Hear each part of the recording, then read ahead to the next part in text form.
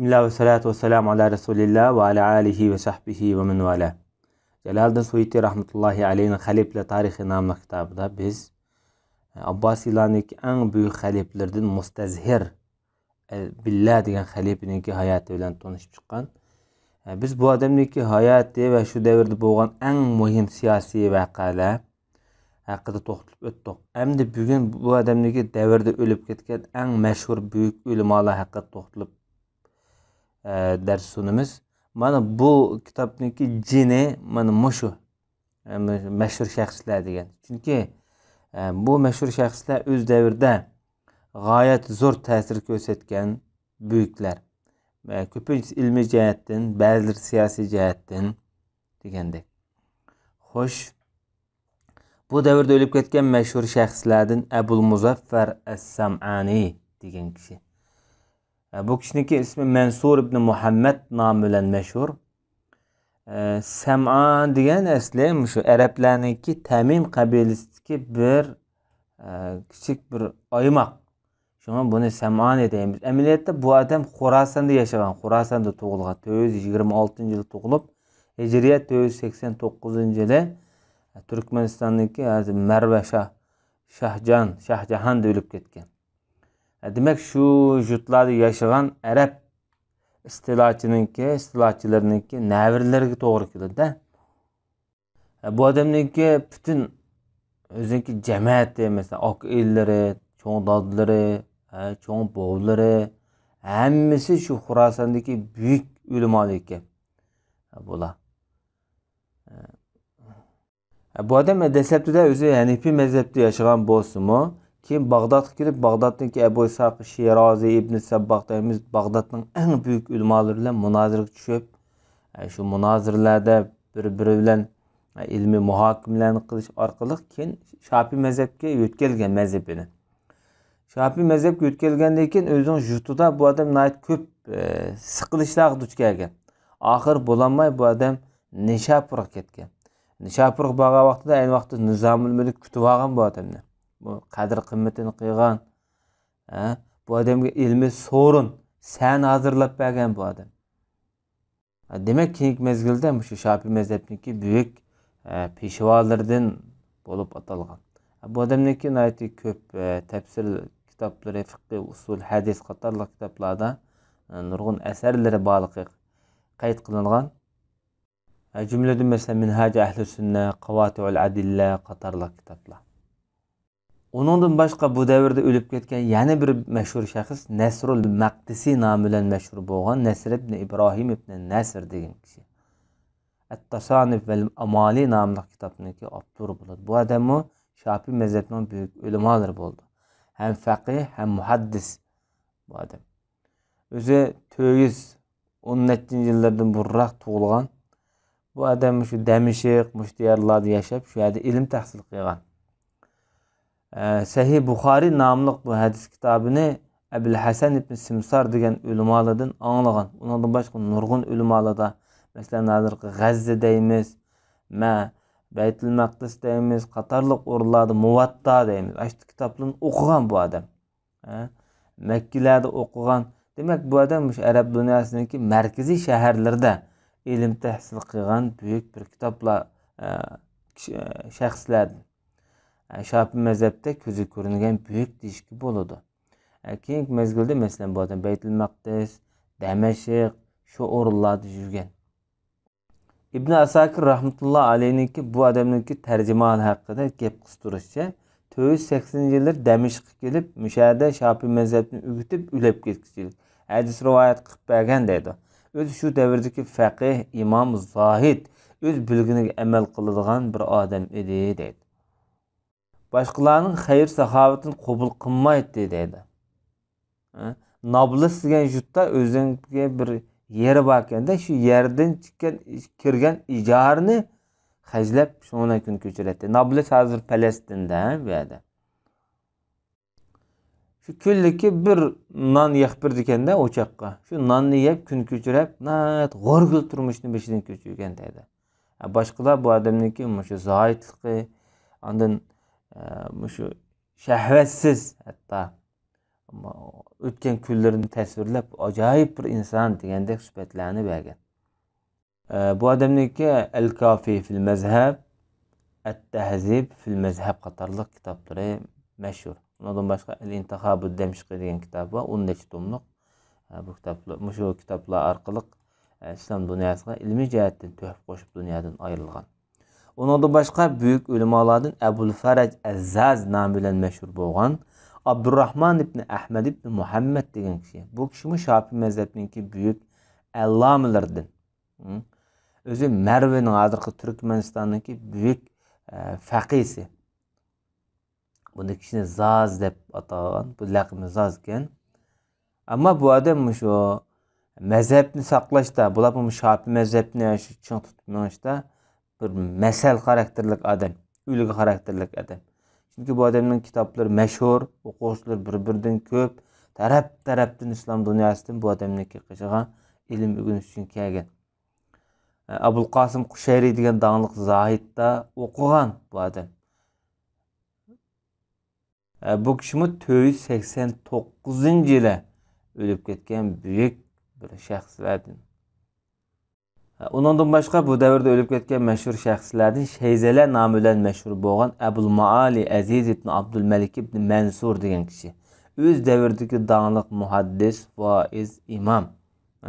Nayt ko'p nasihatlari o'tkir bo'lgan adam. Bag'dodda yashagan, Bag'dodga kelib shu yerda yashagan-da bu odam. Bu kishi Shofiy mazhabini nayt yaxshi biladigan, vaz nasihat jihatda xili dаңliq asarlar bor, o'z nayt fasohatlik, balog'atlik, nayt qiziqarlik gap qiladigan bir odam edi deydi. Bu kishi 494-yillar atrofida o'lib ketganligi xotirlangan. Biz bunda qarasak, shu ko'pincha shaxslar asosan Shofiy mazhabida ko'p tarbiyalangan, Shofiy mazhabida ko'p yetishgan odamlar ekan. Bu Shofiy mazhabining ulamolari islom dunyosini ilmiy jihatdan zo'r tuhfa qo'shgan. Hozir qadar shu arab dunyosida Shofiy mazhabining agash kuchlari ko'p. Undan boshqa asarlari sarxil bir-biridan. Mayli aqidaviy jihatda bo'lsin, mayli fiqhiy jihatda bo'lsin. Undan boshqa bu davrda o'lib ketgan mashhur shaxslardan Ar-Ruyani degan kishi, Abul Muhasin Abdul Wahid ibn Ismoil Ar-Ruyani. Bu kishi Shofiy mazhabining buyuk shayx peshvolaridan Hijriya 415-yilda tug'ilib, Hijriya 502-yilda o'lib ketgan. Nayt ko'p kitoblarniki avtori bo'ladi. Bu odam nurg'un kishilarda o'qigan, shularning ilmini ummatga yetkazgan. Demak, bu odam Shofiy mazhabining buyuk faqihsi, ham shu mazhab asosida yetilgan bir qozi. Nimish bu odamni Ro'yani deymiz deganda, Ro'yan Ironniki shimol tarafiga joylashgan bir rayon. Shu rayonning ismi bilan atalgan bu odam. Bu odamning ilm o'rgangan o'rinlari Buxoro, Amul, Nishapur, G'azna, Marva.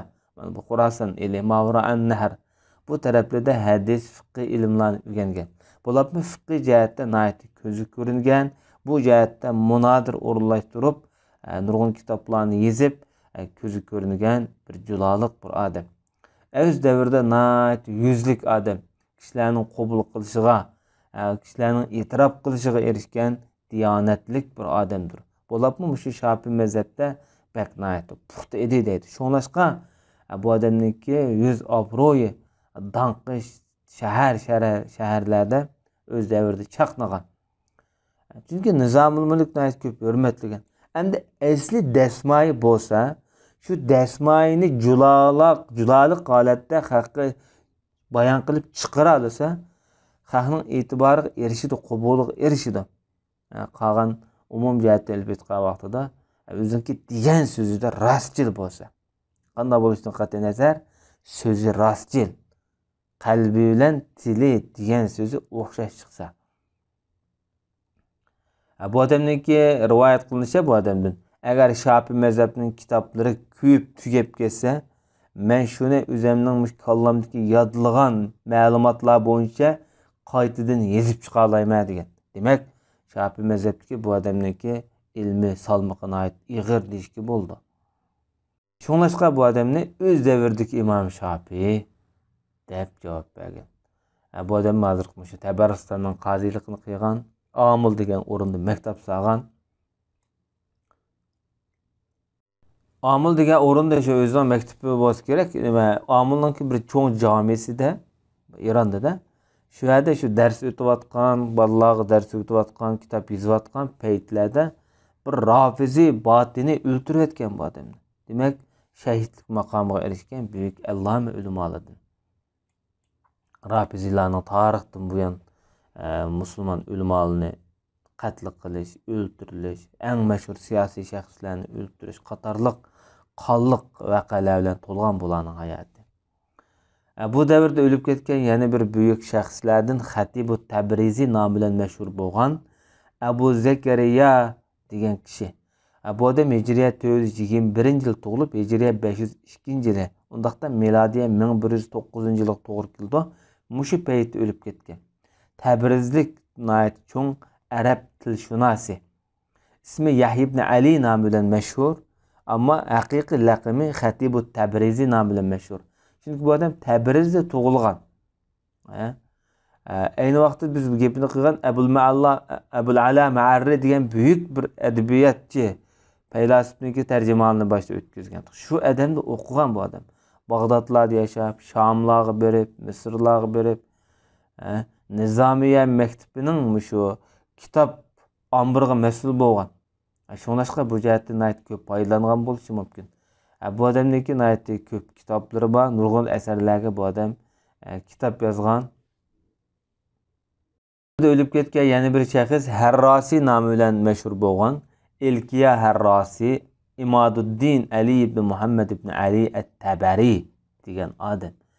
Bu kishi Shafiy mazhabining buyuk ulamolardan. Hijriya 450-yil tug'ilib, Hijriya 504-yili, milodiya 1110-yilga to'g'ri keldi. Shu vaqt o'lib ketgan. Hamda Nishapurda Abul Muali Juvaynida o'qigan. Undaqda G'azzalining savod'ishi bo'ldi degan bo'ldi. Bu odamning ovozi nihoyat jaranglik, tili nihoyat fasohatlik, axloqi go'zal odam bo'lib, Bag'doddagi Nizomiya madrasasiniki o'qitish ishlariga mas'ul bo'lgan ta o'lib ketgan qadar. Chunki bu odam nihoyat ulug', sharaflik, tirishchan odam edi deydi. Bu odamning tirishchanligini biz na'dan ko'ramiz degan vaqtida, bu odam ayni vaqtida Nishapurda o'qigan vaqtida bir cho'ng bir o'stan bir bino bor ekanda, hamda o'stan. Shuniki 70 peshtiq bor ekan palampi. Yodlab bo'lgan darsimni shu peshtoqqa tushib, chiqib, chiqqanda bir, tushganda bir, har qitim shu har qanday o'qigan darsimni, yodlagan darsimni tushib chiqishlik birdan aşağıda nimada har bir peshtoqni birdan takrorlab ma'atdim deydi. Demak, bu orqali o'ziniki shu keyingi istiqbolni yaratgan deyishki bo'ldi bu odamni. Endi bu ilkiya degan gap nima degan vaqtida bu farscha til bo'lib, qadr qimmati yuqori degan bo'ladi. Demak, bu odam o'z davrida o'zi topgan hashamatlik, boy, sardor, ham tili o'tkir, fasohatlik, ham ilmlik bir shaxs. Shuningdek, Ilkiya Harrosi deb atalgan. Bu odam demak hamda Imom G'azzaliydan qaslan Abul Mali İmamul Haramayn Juvayniniki huzurida xalfat, ikkinchi bir xalfat bu odam. Darslarni bolalarga o'tib qo'ydigan, takror qilib turadigan, ustoz yo'q vaqtlarda dars o'tib qo'ydigan. Shunga İmamul Juvayni o'lib ketgandan keyin shu Nizomiya madrasasida bir mezgil bu odam mudirlik vazifasini o'tagan. Undan boshqa shu ixtilof masalalar bo'lsin, usul masalalari bo'lsin, fiqh masalalari bo'lsin, nihoyat kuchli munozirchi, nihoyat o'tkir. Bu odam shu Sulton Bark Yoruqniki Seljuk podshohlaridan mushniki xizmati nihoyat ko'p bo'lgan. Shuningdek, bu odam nihoyat o'z obro'y, shan shuhrat, mol dunyoga nihoyat ko'p erishgan odam. Chunki hamda sultonning yendi bo'lgandan keyin uniki jiqishlar hamda yiqib ketdi hamda. Ammo lekin dunyoda inson turli fitnalardan xoli bo'lolmaydi. Jumladan Ilkiya degan kishimi bu fitnadan xoli bo'lolmagan. Chunki bu odamni Ismoiliya mazhabininki tarafdori, İsmailiyaliklarning eng peshvosi İbn Sabbah, Hasan ibn Sabbah'niki nazariyasidan o'xshash, shuniki adimi deb fitna taqilgan. Shunlashqa Sultan Muhammad ibn Malikshahniki zamonasida bu odamni turmaga olgan. Lekin bu odam oqlanib chiqqan. Mana ulamolar turli fitnalardan qutulolmaydi endi. Xo'sh, tas qolgan shu o'limga berib qoldi. Chunki Mustazir xalifa qutqizib olganda Sulton Malikshohdan qutqizib olgan. O'limga hukm qilib qo'ygan amaliyotda. Buni botini ekan deb. Demak, bu shaxs islom dunyosini zo'r tuhfa qo'shgan. İslam dünyasının aynı vaqtdagi siyosiy va aqidaviy jihatdan fitna fasod ixtilof to'lgan paytlarda o'zining ko'z qarashlarini o'ttirib qo'yib, haq botil orasiz bir chiroq bo'lgan kishi. Shunlashqa bu odamni Shamsul Islom, ya'ni islomning quyoshi degan nomni bergan ayni vaqtida. Bu davrda o'lib ketgan yana bir shaxs Ilkiya degan kishiningki savoddishi ham ustozi bo'ladi. Abu Hamid Muhammad ibn Muhammad al-Ghazzali at-Tusi an-Nishapuri ash-Shafi'i al-Ash'ari. Bu adam Hijriye 5-asrdagi mutlaq eng büyük mashhur musulmon ulamolarning biri deyishga bo'ladi. Bu kishi Hijriye 450-yil tug'ilib, Hijriye 505-yili o'lib ketgan. Bu adam 55 yil umr ko'rgan. Miladiya Isa'ga vaqtda ondan töverek 53 yaş degandek. Demek bu adamning 1111 ga to'g'ri keldi o'lib ketgan vaqtda. O'z davridagi nayati dаңlıq faqih, usulishunos, hem büyük faylasuf. Hem onun ustiga shu Shafiy mazhabining büyük ulamosi, Shafiy mazhabini o'z voyaga yetkazib shariylagan, tartiblagan adam. Shafiy mazhabida hozir qadar bu odamning kitoblari ders qilindi, masalan, nurg'un asarlari bor, bir-biridan sarxil va har xil. Hamda bu odam ilmiy hikmat jihatidan bitgan vaqtida o'z davrining bir faylasufi deyishga bo'ladi. Nurg'un shu falsafiy fikrlar jihatda xato fikrdagi faylasuflarga bu odam raddiya bergan. Ondan ilmi kalom jihatdan nihoyatda ko'zi ko'ringan. Chunki bu odam ilmi kalom bilan mantiq ilmini bir-biriga yug'urib, amaliyotda hamda mantiq ilmi bilan ilmi kalom ikkisi bir-biridan ayrilanmaydi hamda. İlmi kalom mantiqning bolasi deyishga bo'ladi. Mantiq bir asos qoida bo'lsa, shu asos qoidani asos qilib turib yetilgan. Ilmi kalom bilan u mantiqniki jiq farq bo'lmaydi bu jihatda. Chunki ilmi kalomni shu mantiq asosida fikr bayon qiladi hamda bir usul hamda. Shunga bu odamniki al-mantiq mizanul ulum yoki mizanul ulum mantiq degan kitobi eng mashhur kitoblarning biri. Demak, bu kitobda bu odam asosan shu mantiq ilmi bilan ilmi kalomni bir-biriga chambarchas bog'lab etgan. Demak, bu odam o'z davrida yetilgan büyük bir shaxs.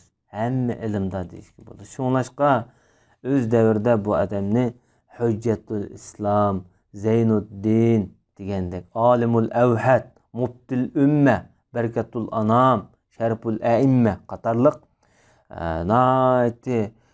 yetuk nomlarni bergan. İslamning hujjati, yegani olim, ummatning muftisi, xaloyiqning barkati, imomlarning sharifi degandek. Bu odatlik nomlar emas. İslam dünyasida faqat İslamning hujjati deb atalgan adam faqat İmam G'azzali tarixda. Bu odamniki shu Shafiy mazhabida bo'lsin, ilmi kalomda bo'lsin, mantiq ilmida bo'lsin, tasavvuf ilmida bo'lsin, falsafa ilmida bo'lsin, hamma shu deyilgan ilmlarda asosiy bir kuchi bor, roli bor hozir qadar. Shunlashqa G'azzalininki qadrini bilgan g'arblik yevropaliklar 16-17 asrda G'azzalining kitoblarini tarjima qilib qo'ygan. Bu odamga eng ta'sir ko'rsatgan ulamo Abul Muali Juvayni Imomul Haramayn nomi bilan mashhur bo'lgan. Asos muhim ilmlarni mush odamdan o'rgangan. 34 yoshga vaqtida Bag'dodga borgan. Bag'dodga berib Nizamul Mulk Seljuk vazirininki talabi bilan Nizamiya madrasada dars o'rgatgan bu odam. Mush Nizamiya madrasada bu odamning shuhrati dunyoga ajoyib yeyilgan shu paytlarda. Bu Mahmud Qashqarniki shu bag'a vaqtiga to'g'ri keldi. Shunga Mahmud Qashqari romanini yozgan Jilani degan Uyg'ur avtor shu Mahmud Qashqari bilan İmamul Juvayni İmam G'azoliniki ko'rishgan holatni tasvirlagan. Ammo tasvirlagan vaqtida İmamul G'azolini cho'ngroq, Mahmud Qashqarini kichikroq tasvirlab qo'ygan. Amaliyotda Mahmud Qashqari cho'ng. Chunki 34 yosh, 35 yosh bola vaqtida, yosh qaram vaqtlar. Ammo shu Nizamiya madrasa dars o'tayotgan paytlarda bu odam bir ya ko'z tekkanmi yoki o'zini qaytadan tekshirganmi, asosan o'zini tekshirgan deyildi hamda bu yerda. Bu qalbiga ta'sir qilib, tili tutilgan bu odamniki. Gap qilolmaydigan bir ruhiy holat paydo bo'lganda. Shu vaqtida ham G'azali deydi, men butun o'rganganlarim Alloh rizoligi uchun bo'lmabdi. Hammasi nom, shuhrat, yuzabur qo'g'lish uchun bo'libdi deb bu odam o'zini qaytadan tekshirib, qalbini qaytadan tinglab, qalbiga quloq solib, bu odam maxfiy holatda Makkaga bormaydi, Shomga qochib ketgan. 11 yil Shomda turgan bu odam. Bu Shomda turish jarayonida mashhur yutuq yegana asar Ihya Ulumuddin yozib chiqqan. Shunglashqa bu Ihya haqida nurg'un ulamolarniki ajoyib sarxil gaplar va jumladan Ihyani o'qimagan odam Ihya emas deb, ya'ni oyatlardan emas. Men lam yaqra al-Ihya falaysa min al-Ihya degandek. İbn al-Jawziniki mesela Minhajul Qasidin degan kitobi bor, mashhur. Men Minhajul Qasidin Ihya Ulumuddindan qisqartgan kitob bu. Ammo G'azoliniki bu büyük kitoblarni Andalusda keyingi davrda ko'ydigan. Yusuf ibn Tashbinning o'g'li Ali ibn Yusufniki davrida. Amaliyotda Yusuf ibn Tashbin bilan shu Alining dadasi bilan G'azali ittifoqdosh, chunki ba'zi fatvolarni Yusuf ibn Tashbin G'azaliga avatib, G'azali orqali so'ragan. Bu Maliki mezhebiniki ulemalari bu kitobda Ihya Ulumuddin dedi, bu diniy ilmni gullendirish dedi deb, mush kitob diniy ilmni gullendiramdi deb bir Ihya degan gapga eslab bu kitobni ko'ydirib tashlagan. G'azalining hayot to'g'riliq to'xtalsak ajoyib qimmatli hayot, namunlik bir hayot, ham uzun. Lekin biz bu odamniki ba'zi bir qism kitoblarini tanishtirib o'taylik. Bu odamning masalan المنقذ من الزلال إحياء علوم الدين البسيط في الفروع الاقتصاد في الاعتقاد الجامع الأوام عن علم الكلام الوجيز روزة الطالبين وعمدة السالكين بداية الهداية أيها الولد منهاج العابدين المستصفى في علم الأصول أبو أصول فقه كتاب نهاية مشهور كتابه المنخول في علم الأصول كيماء السعادة الأربعين في أصول الدين التبر المسبوق في نصيحة الملوك فيصل التفرقة بين الإسلام والزندقة فزائه الباطنية مقاصد الفلاسفة تهافت الفلاسفة نهاية بك مشهور كتابه معيار العلم في فن المنطق معيار العلوم في فن المنطقة ديانج أخشاش منهاج العابدين منهاج العارفين معارج القدس في مدارج معرفة النفس مشكات الأنوار bu eserlerini aytadi. Ko'plari bor bu kitoblarning asosan. Xo'sh, G'azali to'g'riliq biz shunchalik to'xtalaylik. Undan boshqa bu davrda o'lib ketgan buyuk shaxslardan Hilya nomli kitobning avtori Ash-Shashi degan odam. Bu kishini Abu Bakr Shashil Fariqi deb ataymiz. İsmi Muhammad ibn Ahmad ibn Husayn. Bu adamni al-Mustazhiri mi deymiz? Nemishqa degan vaqtida mush kitobni Mustazhiri deb atagan. Hilya degan kitobniki. Chunki Mustazhiri Billaning zamonida yashagan. Bu kishi Hijriya 429-yil tug'ilib, Hijriya 507-yili, ya'ni milodiy 1114-yil o'lib ketgan. Faxrul Islom, islomning faxri degan nomi va hurmat nomi. Bu odam Iroqdagi Shafiy mazhabining o'z davridagi buyuk peshvosi, raisi bo'ldi. Bu odam şu Bag'dodda Nizamiya madrasasida dars o'rgatgan o'z davrida. Bu odamning mesela Hilyatul Ulama fi ma'rifati mazahibil fuqaha degan kitobi bor. Bayatdan gapni qilgan Mustazhiri, chunki podshoh xalifaga sovg'a qilgan bu kitobni. Undan boshqa El-Mu'temed kitapları var. Şafii deb kitapları var. Bu adamınki. El-Umde fi Furu'i Şafi'iyye. En büyük kitabı şu. Demek bu adamın İslam dünyasına aynı vakti gösterken töhfeleri nayet zor değişki boludu. Ondan başka bu devirde ölüp ketken büyük şəxslərdən lug'atshunos, tilshunos Əbiyurdi degan ulama. Abul Muzaffar el-Əbiyurdi, Muhammed ibn Abul Abbas nomi bilan Hicriyat 460 yılı tug'ilib, Hicriyat 507 yılı, ya'ni 47 yaşda, yaş miladiye 1110 yıl ölüp ketgan. Öz devirdeki büyük edip, tilshunos, şair. Hicriye 5. əsrdə ötkəndə. Bu adam nurgun yaxşı kitaplarınki abduri deyişki buludu. Bu Ebu Süfyan'daki evladı buludu. Ebu Süfyan bilen bu kişinin arasında 15 dadaba. Demek bu Umevi cemiyetinden buludu bu adamın gelip çıkışı. Bu adam keyingi devirde şu Paris ilida tug'ilgan. Çünkü jiq hamda arablar shu yerda istilo harakati bilan berib ko'plar shu yerda qilib qolgan. Shunaqaqa.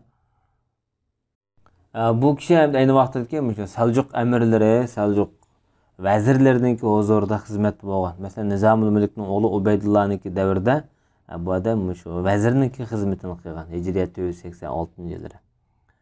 Demak, bu odam shu xalifalarga ayni vaqtda yaqin o'tgan deyishki bo'ladi. Ondan boshqa Mustazhirniki, xalifaninki vazirlarining qishidimi bu odam yaxshi xizmatlarni qilgan. Chunki o'zi shoir bo'lgandan keyin shoirlar ko'pincha xalif amirlar bilan birga bo'ldi. Bular shu davrdagi bir tashviqotchilar shoirlar.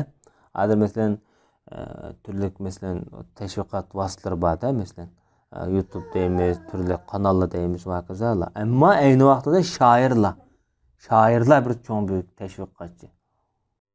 Bu adam şu Sultan Muhammed ibn Melikşah'nınki zamanında Espahan'daki kütüphane var. Devlet kütüphanesindeki han işken. Bu adam şu 507. yılı zehirlengen deydi. Şu özünki hasadxo'rlar tarafidan zehirlengen bo'lishi mumkin. Bu adamdan ko'p kitapları var. Mesela Tarih-i Əbiyurd ve Nesa deyimiz. Ondan başka El-Muhteleb ve El-Mu'teleb bu kitap hazır mı? Ondan nesep, Araplarning nesbi haqida nəhayət ko'p kitaplarni yazgan. Demek biz bu devirde ölüp ketken meşhur şəxslərlə tanışıp çıxdıq. Allah xalisa biz keyinki xalifa Mustarshid Billah'niki hayatı bilan keyinki dersimizi tanışıp çıxaylıq. Ve sallallahu ala nebiyyina Muhammed ve ala alihi ve sahbihi ecmaîn.